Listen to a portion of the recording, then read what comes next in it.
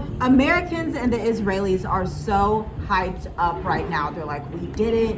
We are getting through this mission of epic fury. It's day 5. We have really hammered the Iranian regime. We have taken out 40 leaders in one day. Then the next day, or maybe 2 days after, we took out the new League of 3 people who were meeting in quiet and private to try and get a new leader. Although the son of the Ayatollah, which is the leader of Iran, is still alive and well. But an ex-CIA officer actually blew a whistle. I don't know if you heard the whistle, but he said that you should not, President Donald Trump and the American people, the Israeli people, the Western people, should not underestimate Iran after Operation Epic Fury. And we are going to tell you why in this video, so stay tuned to the end, because what he's saying in this article is shocking. I mean, is it a coincidence all these ex-CIA people are coming out saying, hey, this is this, you know, the other guy, Andrew Bustamante, he had told y'all he was leaving by 2027, and then he was like, oh no, I already left. These people, they are sounding the alarm. They're telling you it's time to go, and there's a reason for it.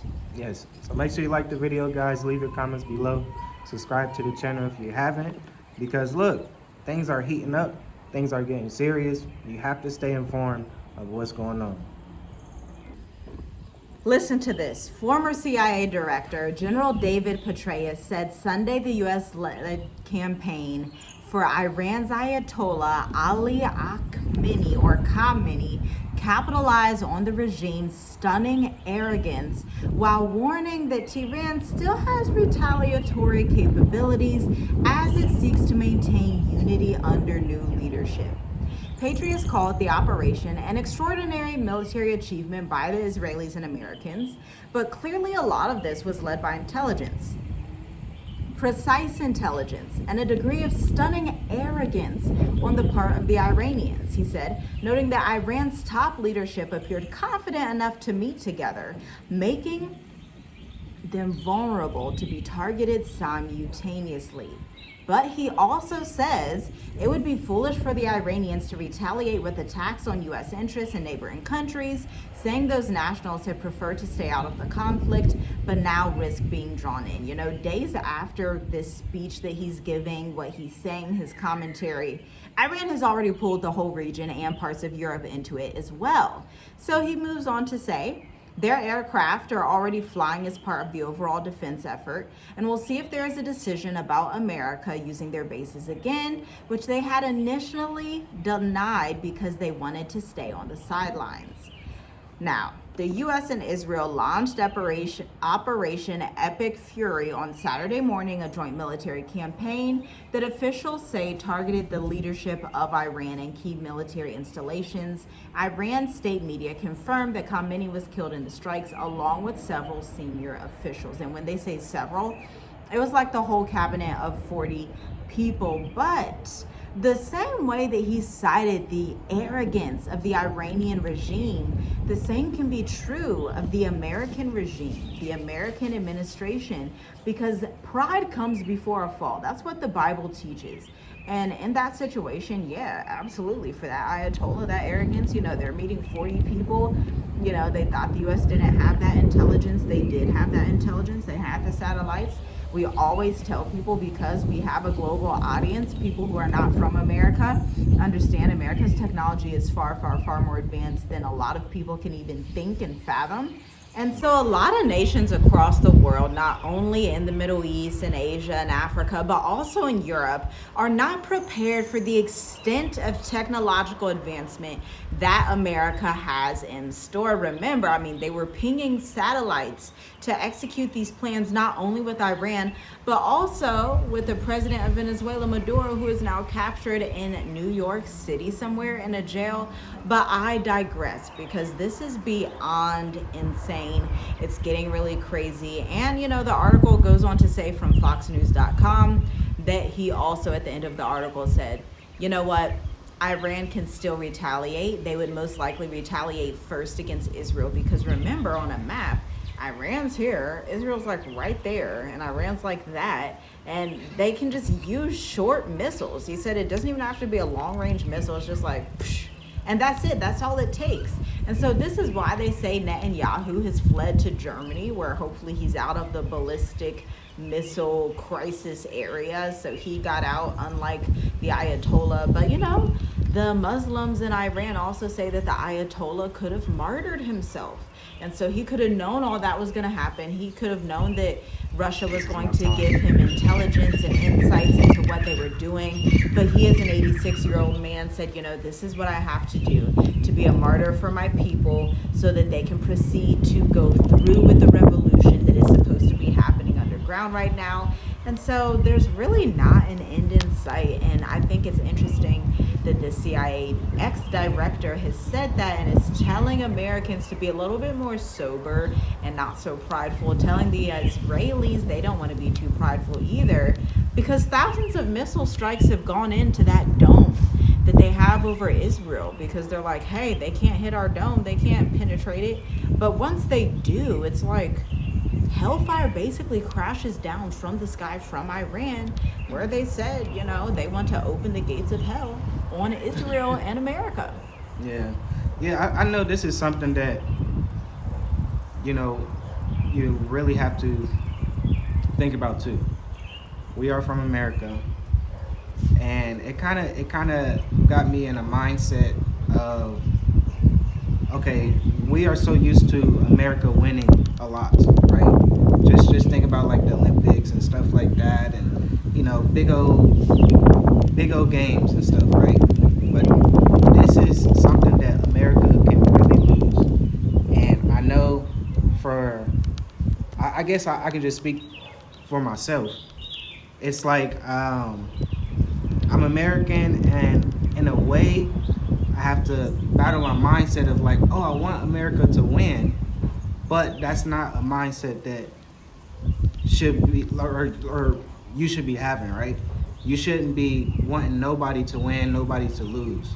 So that's very important, because I'm seeing everything happening, and it's like, man, I gotta stop it. You really have to seek the Most High. That's really what I'm trying to say. Like, there's no sides when it comes to this, and I'm talking to the people that's gonna hear me. You get what I'm saying? It's not I'm on American sides, I'm on Iran sides. This person is right, this person is wrong. It's the Most High is allowing this to happen for a reason. So you really have to be sober-minded and really think about what is next when it comes to spiritual guidance, when it comes to the Most High revealing what is happening to his people in this time that we are in. Because time is speeding up, and things are happening every day. Information is being poured out to us every day. So I just wanted to say that, because I know I was feeling like that in a way. I'm like, no, I gotta check myself. That's something that you really gotta take serious. Like, you can't. That's true. You can't pick a side. That's just something that I was just battling with earlier. I'm like, dang, like, no, I shouldn't be picking no sides. Yeah, that's true, because both sides are just wicked nations, wicked kingdoms that exist on earth currently. And so Yah is using them. He literally says in the scriptures that he will send out a spirit of confusion. At one point, he even was talking amongst the spirits in heaven and saying, okay, who's going to go out and be a confusing spirit so that this person can be judged? So that's literally the spirit that has gone out over the Middle East, over America, over Europe, over those regions. You can literally see the vials being spilled out on these regions. And that's why we always remind people, head south, like way south, like Africa south, like Paraguay, Uruguay, New Zealand. Like, those should be the only real places that you're thinking about in the end times. Because if that son of the Ayatollah snaps and he's like, my back's against the wall, I think I'm gonna nuke somebody, it's a wrap. It's a wrap for the West. It's a wrap for everyone that is too far north of the equator, because they played these scenarios out and they realized, oh, in a nuclear war, the people that are in South Africa, Paraguay, Uruguay, and New Zealand would be most likely to survive and repopulate the earth. And remember, the scriptures and Revelations even tells you the 1/3 of the earth is going to pass away, like literally 1/3 of the people. So you have to ask yourself, we asked ourselves this question back in 2017, but you need to ask this question to yourself. Okay, if 1/3 of the earth is going to pass away and they're just going to get hit by this famine, the war, the sword, the this, the fire, the that, okay, so where should I be in all of this? What is my end games plan? What is my end time plan? That's very Because important, all of the Shannon. prophets had a plan. Jeremiah had a plan. Although his people were going into captivity, Yah had a special plan for him to not be in captivity the way that they were in captivity. He had a plan for Joseph to where he didn't have to suffer in the famine. Even his family suffered the famine just a little bit more than he did, because he was top in command to Pharaoh. Yeah, that's very important. You got to go where land and water is going to be abundant. That's super important, because what's Yeah. going on right now with we talk about these AI data centers and stuff. I'm still That pretty too. sure that they're going to still roll that out in the midst of chaos, right? So that takes a lot of water, and then they need water to make these weapons. You get what I'm saying? So yeah, like go somewhere where it is abundant with land and water. And we say southern Africa, the southern part of the world. So look, things are starting to change. Things are not going to go back to normal. Over there in the Middle East, it's definitely not no time soon. We see America, it's just one thing after another. If it's not one thing, it's another. Leave a comment below and say if it's not one thing, it's another, because it's a lot that's happening even inside of America. You get what I'm saying? Sleeper cells. We didn't even get into all of that. It's a lot. So yeah, just make sure you have the right mindset. Don't be too confused with what's going on. You gotta have a clear you gotta have clear vision and see what's really going on. Yeah, you do. Yeah. Shalom, shalom. We'll see you in the video. Hit the like button, share, subscribe, and who knows what's next for tomorrow's video.